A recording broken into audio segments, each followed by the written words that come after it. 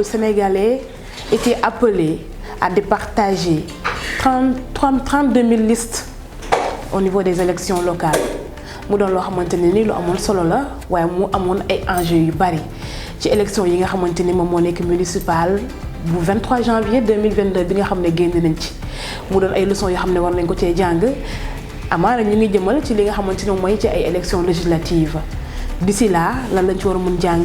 ce sera avec suñu invité bi nga xamante ni yaakaar naa kenn dootu ko présenté. ci li nga xamante ni mooy seen politique sénégalais. Avant ça ami internaute ma leen di wax ne c'est votre ami Ramatoulaye Seck dans Outre de l'essentiel ñëw ak suñuy premier numéro bi nga xamante ni tey moom dañuy fas yéene teg comme thème ñu ne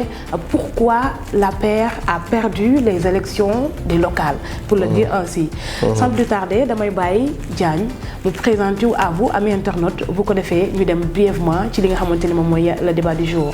monsieur Diagne bonjour. Bonjour Raman, bonjour à tout le monde, asalaamaaleykum wa rahmatulahi taala wa barakatuh. ñu ngi nuyu xarit mbokk internet yi ñuy suivre à travers Vision d'Afrique di leen wax ni ahlan wa sahlan ci biir détail bi. Merci beaucoup monsieur Diagne comme nu mu leen nuyoowee mu doon loo xamante ne lu am solo la wax naa leen ko sànq mu doon koo xamante ne ni kenn dootul ko présenté ci langue politique bi. Tout à l'heure dina ñëwaat ci li nga xamante ne moom mooy taxawaayam fii nii ci Sénégal. Élection locale comme ni ma la ko waxee mu bëri woon enjeu trop li nga xamante ne tey moom mooy pouvoir bi am ci entre guillemets benn défaite. Alors monsieur Diagne. tey da doon baax trop ak ami internaute du ñu xam tey kan mooy Mouhamed Diagne ban parcours la am ci politique ba tey fu mu toll nii. Bon xam naa ni parler sama jëmm dana xaw nekk lu xaw ne daf may poser problème pourquoi parce que dana souvent saabu du fa boppam mais étant jeune aussi on a un parcours assez particulier mooy que ni dañu engagé wu très tôt dans la scène politique mu nekk loo xamante ni bëri na loo xamante ni gis nañ ko si lu rafet gis nañ si aussi lu ñaaw mooy que ni àdduna moo bindoo noonu. Mais ñu ngi commencé depuis 2019 tout en sachant que ni ba nu nekkee CM lycée on était toujours engagé dans la cause estudiantine wala boog cause des élèves mu nekk loo xam amoon na solo trop ñu am ci position amoon solo en passant par CM Dina Gour Abdoulaye Mar Diop pour venir au lycée Cheikh Oumar Foutiyou Tall après l'obtention du baccalauréat en 2017 si la ñëw Université Cheikh Anta Diop de Dakar toujours en cumulant les deux à la fois UNIPRO et Université Cheikh Anta Diop de Dakar. mu nekk loo xamante ni vraiment daf ñu motiver woon puisque mënuñu gis suñuy père étudiant suñuy mbokk doomu aadama ñu nekk ci ay jafe-jafe yoo xamante ni daanaka mënuñu à chaque fois arriver fi nga xamante ni moom la ñuy waxee il va falloir ñu am ñu leen di waxal. Autrement dit être le porteur de voix des autres. 2019 ñu nekk UNIPRO gis l'environnement de l'école mu nekk loo xamante ni les étudiants parfois dañuy am ay contraintes pour parler avec l'administration. Pour régler leurs problèmes et dans ce cas de figure nous sommes engagés pour postuler notre candidature désormais pour être le président du bureau des étudiants en 2019 pour une première fois durant toute leur histoire.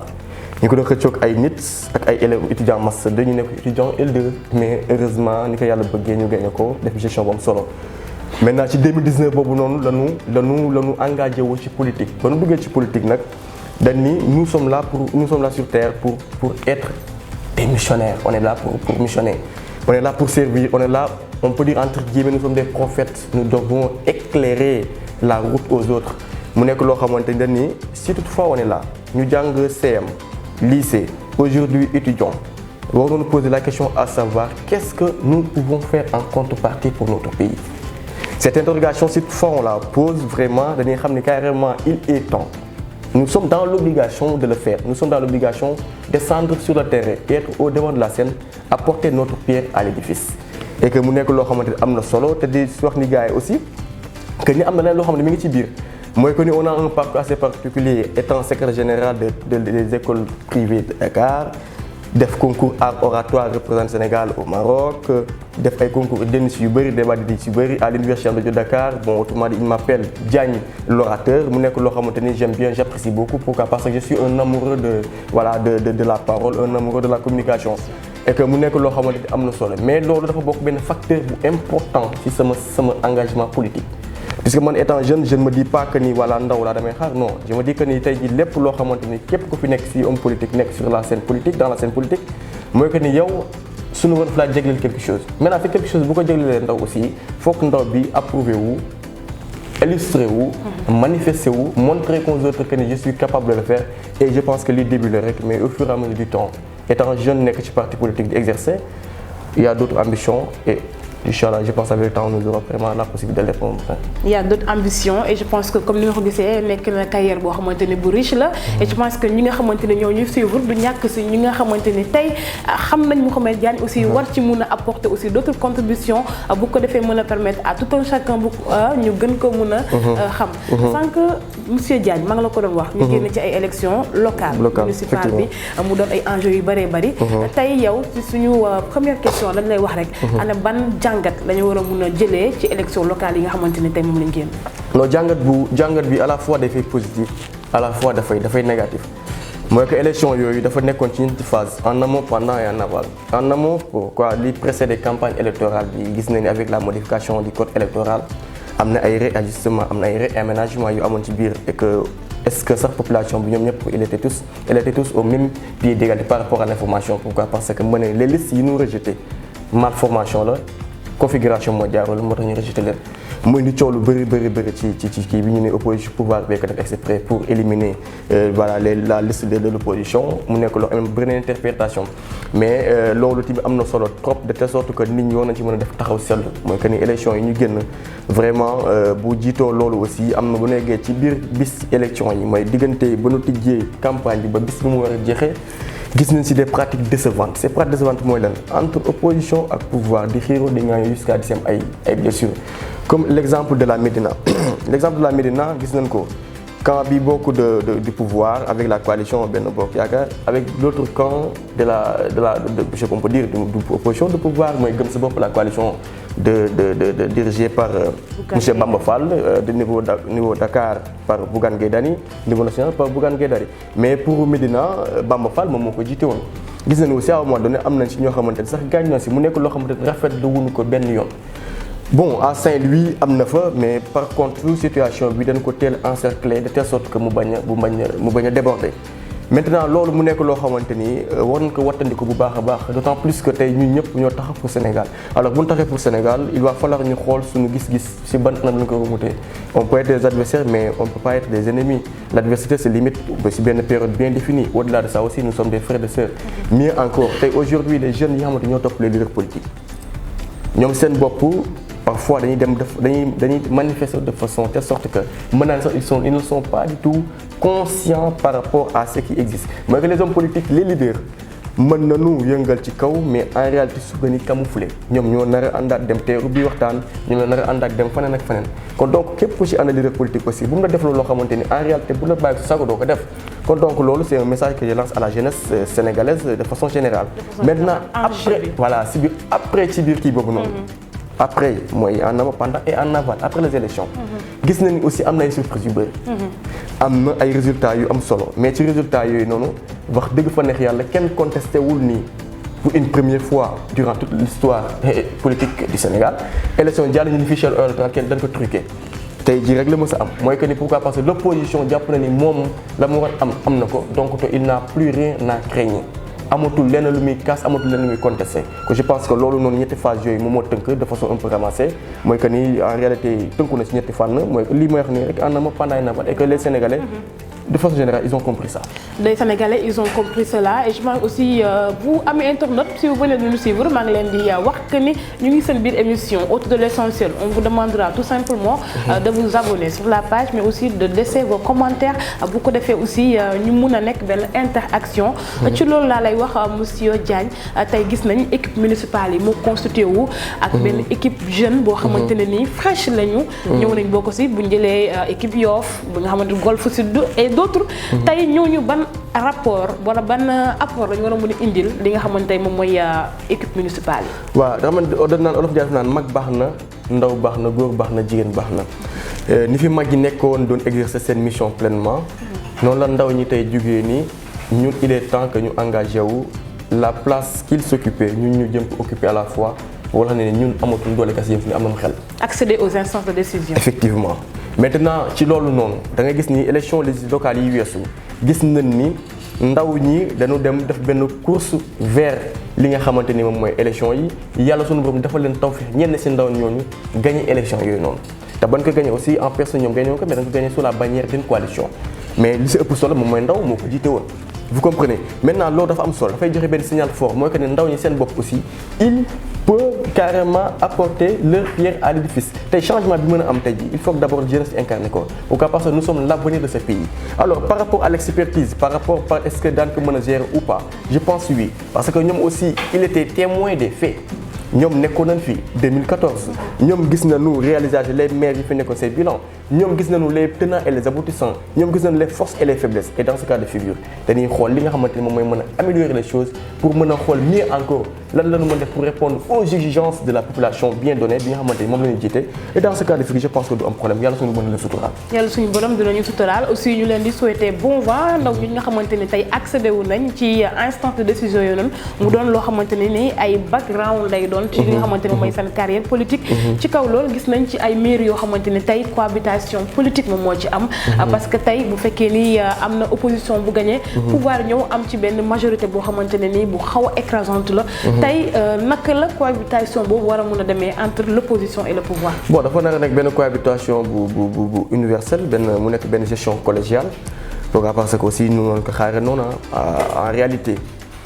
mun dafay nekk benn gestion boo xam ne dafay panacher opposition bi ak pouvoir bi. mën nga nekk maire aussi mais conseiller yi aussi doo ci ëppale. comme le cas de Guédiawaye. Vous comprenez tey Ahmed Aïdara avec la sur la bannière de Yewwi Askan Wi il est maire il est élu maire. mais conseiller am dafa néew. vis-à-vis ak li nga xamante ni moom mooy Benno Bokk Yaakaar. alors loolu mën na indi blocus comme si que mën na bañ indi blocus. li tax war na mën indi blocus mooy que ni bu fekkee doon jàpp ni ñoom ñaar ñëpp toujours da ngay ku ne da ngay jéem a coiffer sa coalition dans ce cas liggéey du fa am. mais bu dee ba comprendre que ni tey jii nii jóge nañ ci élection ñu ngi après élection et que après élection lañ ñoo fa taxawal moom mooy population bi. bu nga ko comprendre noonu je pense que liggéey dana am et que coow du am xiiroo du am ŋaayoo du am maintenant foog tamit ñoom ñu def preuve de compréhension ñi nga xamante ne ñoo yor majorité bi mooy que ni ñoom bu fekkee Ahmed Aïdara il est le maire il propose une activité un programme et que pour tey voter budget boobu noonu il va falloir ñoom ñu am seen consensus wala majorité bi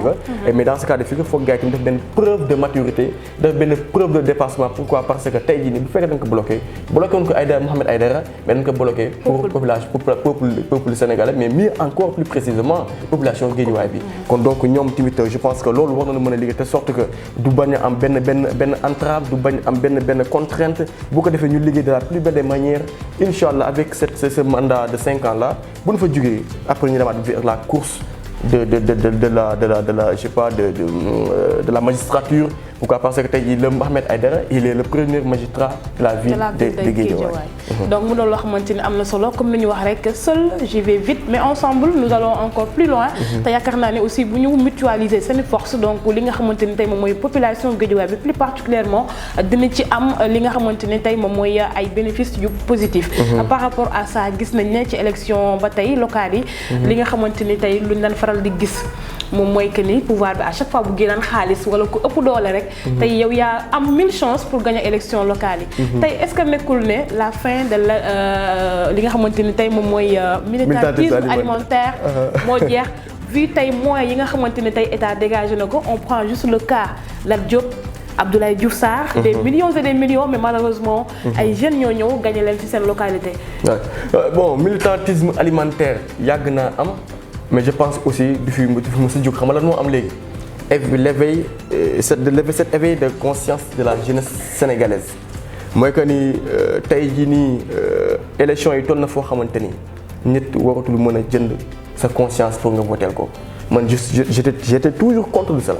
pratique boobu nag dama ko mës a contre mooy que ni nit ku nekk